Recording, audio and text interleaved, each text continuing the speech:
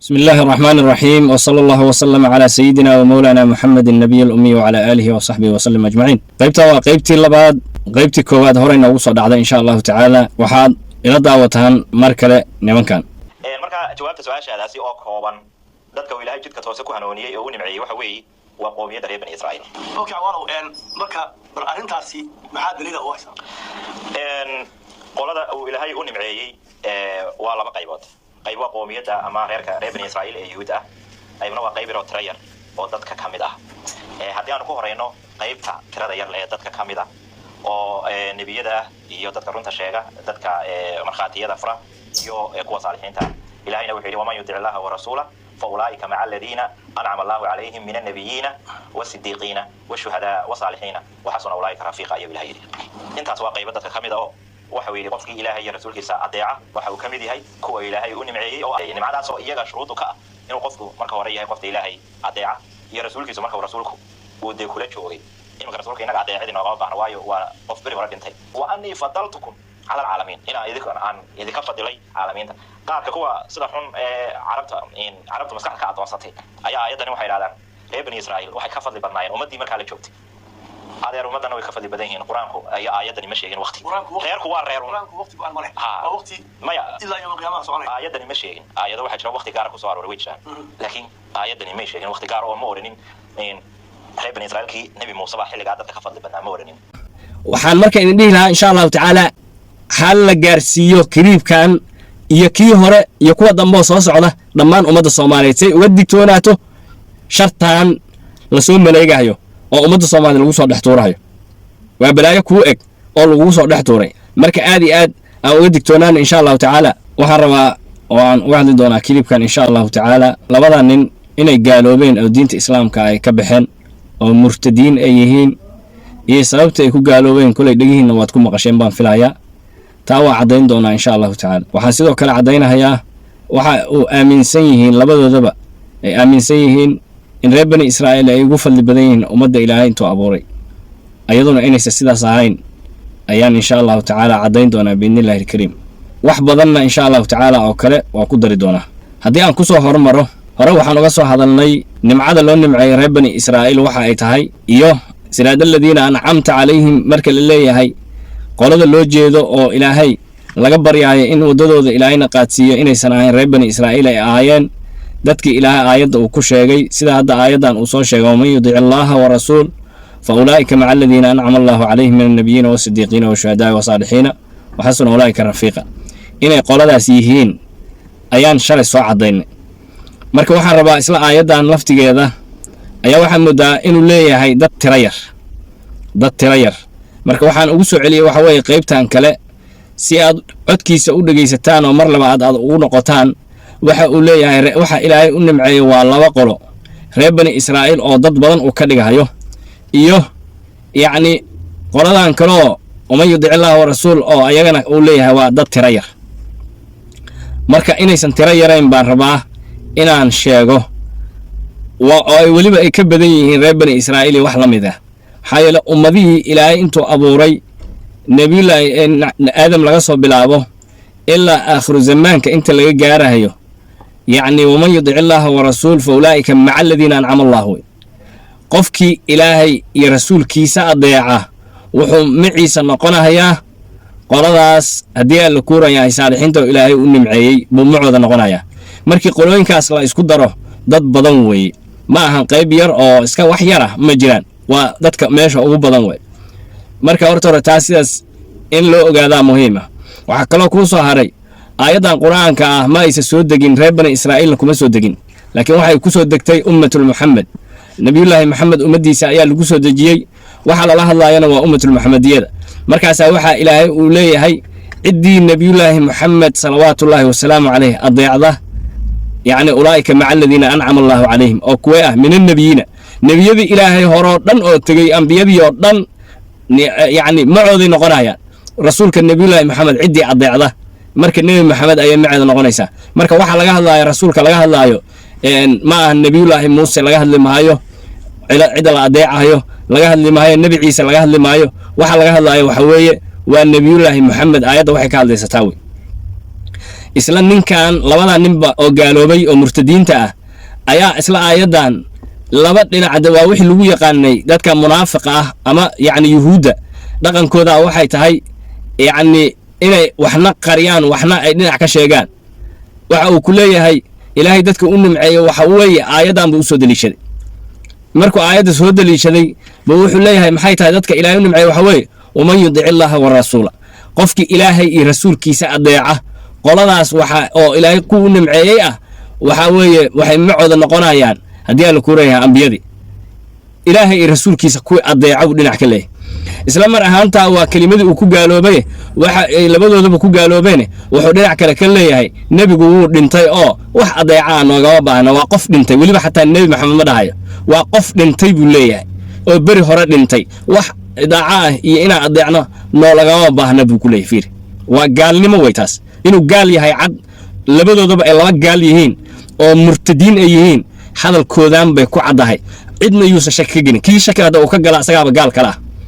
maxaa yeele qof gaaloobay haddii aad isku daydid inaad macnaha tidhahda gaal maahan hadda adaaba ku gaaloobahaya sababtoo tahay ninkii yidhi weyn nabiyullaahi maxamed waa qof dhintay in la adeecana ma ahan ilaahayna aayadda qur-aanka muxuu kuu leeyahay waman yudici illaaha warasuula qofkii ilaahay iyo rasuulkiisa adeeca yacni qofkaas yacni fa ulaa'ika maca aladiina ancama allah aayadda marka aayadda ma lahan expire date ma lahan aayad dhacday maaha nebi maxamed hadduu dhintay way dhacday ma jirto wax la yidhaahdo ma ahan expire maaha asaga laftigiisa midkan oo murtadka ah iyo kan kale oo murtadka ah ayaaba waxa ay rabeen inay luqunjibaaraan dhinac kale oo ah yacni reer bani israa'iil waa idin nimcaynay oo waa idinka fadilnay nimcadii aan ilaahay idin galay yacni xuso oo inaan weliba aan idinka fadilnay caalamka aan ka fadilnay aayaddaas wuxuu leeyahay ma ahan aayad macnihii waqti ku go'an ma ahan buu ku leeyahay isla mar ahaantaana nebiyullaahi maxamed aayaddii na lagu soo dejiye oo la leeyahay nebi maxamed ciddii adeecda ilaahayna adeecda waxa weeye qolooyinka ilaahay u nimceeyey ayay gelahayaan macooda aayaddiina wuxuu ka dhigahayaa wax expire leh maxaa yeele nebi maxamed ba wuxuu yidhaahday wuu dhintay wax adaaca noolagama baahna reer bani israa'iil oo hadda aan nala joogin oo xilligeeda aan la joogin oo nebiyullaahi muuse xilligiisa aan la joogin oo xilligii nebiyullaahi maxamed la joogana wuxuu ku leeyahay expire date ma lahan taas waqti ma lahan marka waa dareemi kartaa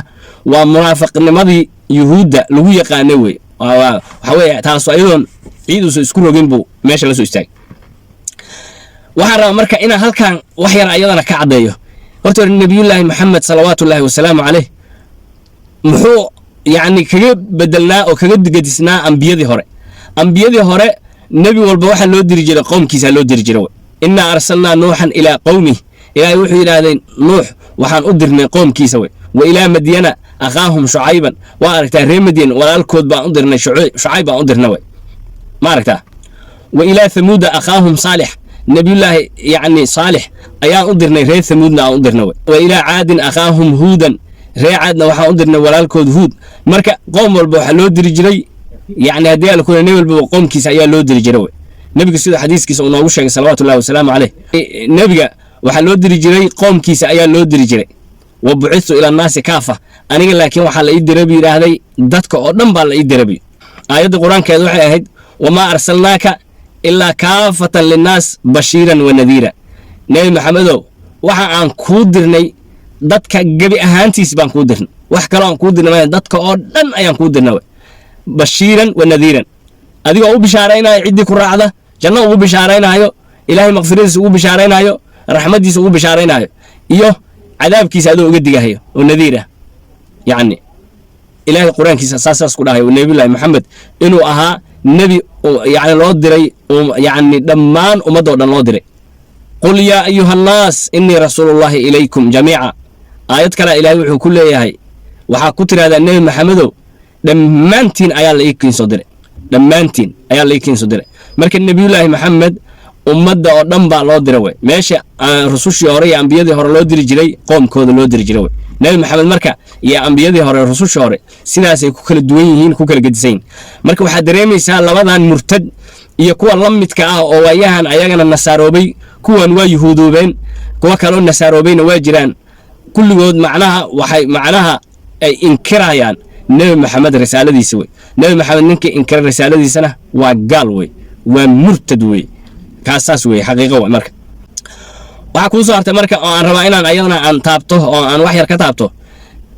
wuxuu uu aad ugu celcelinayaa yacni qoladan waxa weeye waa qoladii ilaahay subxaanahu wa tacaala uu doortay macnaha marka inta aanan marka tangelin ayaan waxaan rabaa qayb yar oo aan shalay aan idiin soo bardhaafay ayaan rabaa inaan raaciyo tan kalena aan biyo raacis uga dhigo reer bani israa'iil horta hore yacni waxaan ilaahay weydiisanay horta hore waxa weeye ihdina siraada almustaqiim siraada aladiina ancamta calayhim markaan intaas ilaahay weydiisanaa haddana waxaan ilaahay weydiisanaynaa inuusan naga dhigin hayri almaqduubi calayhim wala daaliin marka yuhuuddu ilaahay kuwa u carooday weeye subxaanahu wa tacaala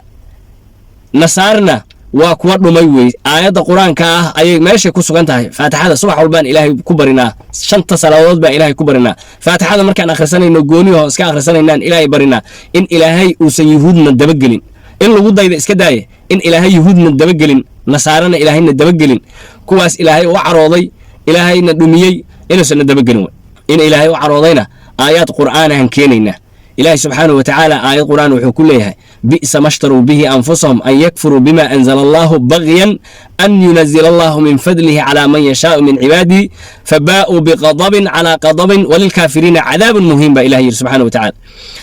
nimankan yuhuudda ah ilaahay wuxuu yidhaahday wixii ay naftooda u shiraysteen ayaa baas leh oo maxay tahay inay ku gaaloobeen an yakfuruu bima anzala allah ilaahay wixii uu soo dejiyey ayay ku kufriyeen wey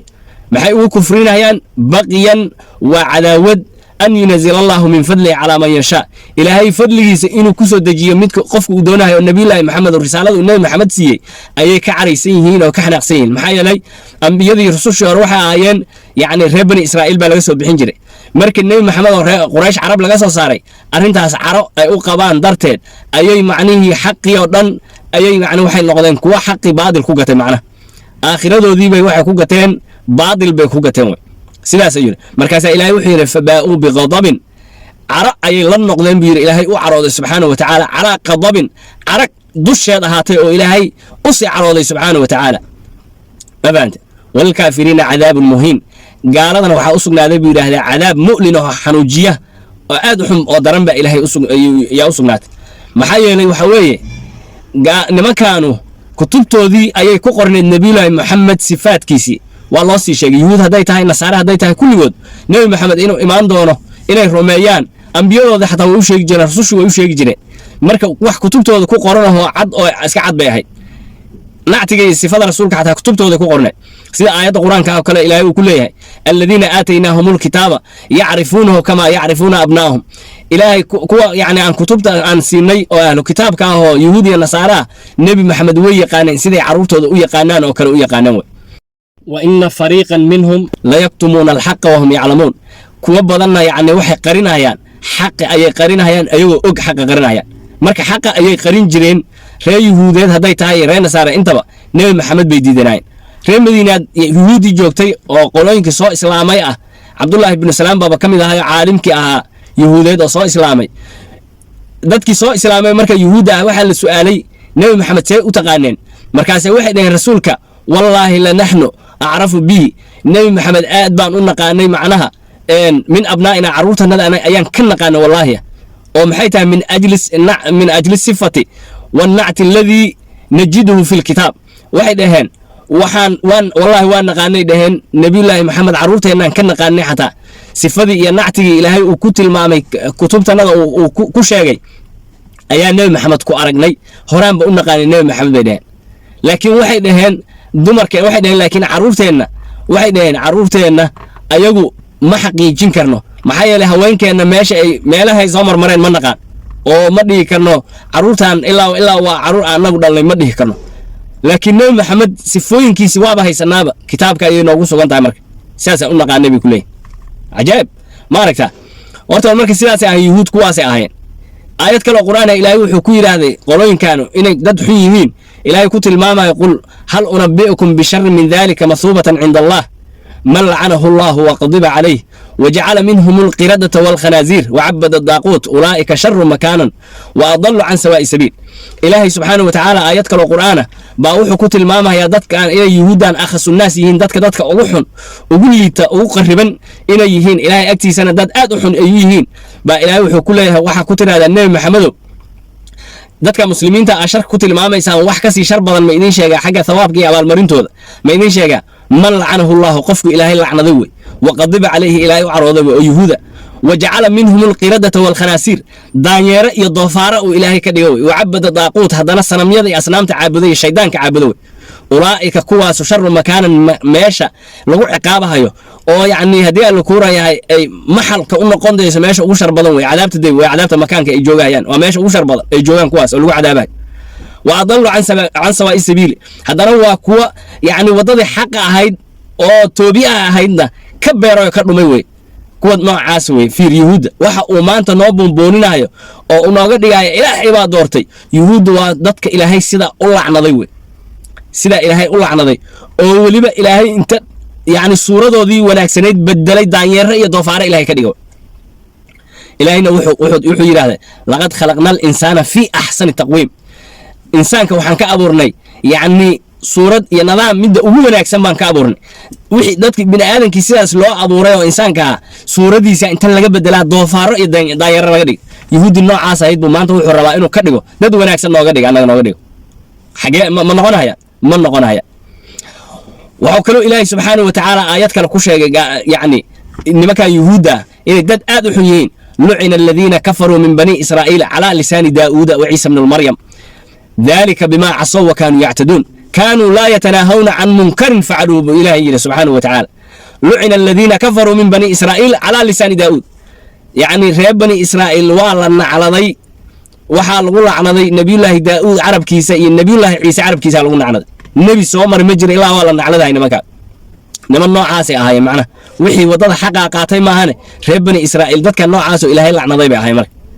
maxay sababta maxay tahay kaanuu laa yatanaahawna can munkarin facaluuh yacni munkar ay samaynayaan kuwo iska joojiya ma ahayn munkarkii iyo xumihii iyo baktigii iyo wixii saasay isula qasanayeen maca culimmadooda maca waxooda dad aad u xun bay ahaayeen yuhuudda aad arkaysa fiiri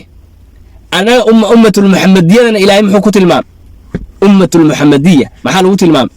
kuntum khayra ummatin ummad ilaahay soo saaro ummad ilaahay soo saara midda ugu khayr badan baad tihiin baa yidhi ilaahay subxaanahu wa tacaala khayra ummatin ummad midda ugu khayr badan baad tihiin ukhrijat linnaas dadkaba loo soo saaray ummad dadka loo soo bixiyey ummaddii ugu khayrka badnayd ummatulmuxamadiya wey ummatulmuxamed weeye yaa ta'muruuna bilmacruuf wanaagaad isfaraysaan wa tanhawna cani ilmunkar xumahana waa iska reebaysaan buu yidhaha fiiri cajiib markaasuu wuxuu rabaa ummaddii ummatul khayriya ahayd ummadda ugu khayr badnayd ummadaha ayuu wuxuu ku leeyahay waxaa ka fadli badan yacni ummadda reer bani israa'iil oo malcuuna ah oo ilaahay uu lacnado subxaanahu wa tacaala buu leeyahay bay ka fadli badanta haddana afdal ilaahay kuma tilmaamin yacni yaa bani israa'iil udkuruu nicmatii allatii ancamta calaykum wa annii fadaltukum fiiriyaa wa annii fadaltukum waa idinka dheerisiiye wey fadliga waxaa waaye qofkan 100 ran haddaad siisid kana 200 aad siisay maalan kan 100 ran aad siisay kana 200 ran baad siisay dheeri siin waay tan maane macnihii inay ka fadli badan tahay ma aha waa ziyaado macnaa ummadihii wixii aan siiyey wax ka ziyaadaha idin siiye way caalamka wixii ummadihii wax la siiyey wax ka ziyaada ama ha horeysa ama ha dambayso ummadihii hore ayaa kaliya laga soo saari jiray Soomaa ambiyada haye daruur haraysa ayaga kaliya baa haystay ummadana daruur qoraxda daruur ay ka harinayso ma aragtaa ummad dhan oo manni iyo salwa loo soo dejinayo fiiri yacni cuntadaas la siinayaa bilaashka ah way iska cunayaan dab iyo wax karis iyo shaqo iyo rafaadka dadka ay ku jiraan kuma jirin marka waxa weeye afdal lagama